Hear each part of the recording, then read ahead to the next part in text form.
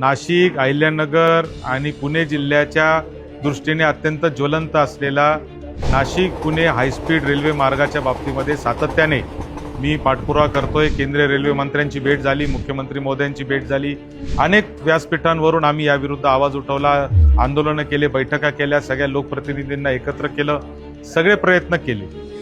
नाशिक आणि पुण्यामध्ये होणारी ही रेल्वे ही सरळ मार्गाने झाली पाहिजे।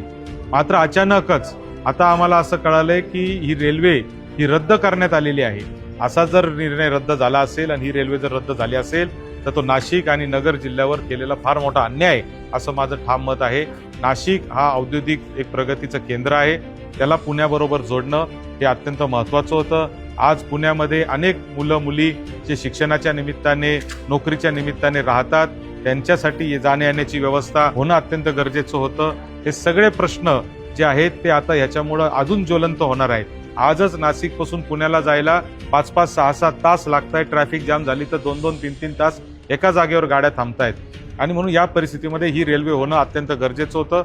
मात्र त्या रेल्वेला जर कोणी त्या ठिकाणी रद्द करण्याचा निर्णय घेतला असेल तर त्याचा आम्ही निषेध करतो आणि निश्चितपणाने याच्या विरुद्ध आता एक मोठं जनआंदोलन उभं करून ही रेल्वे होण्याच्या दृष्टीने प्रयत्न केला जाणार आहे।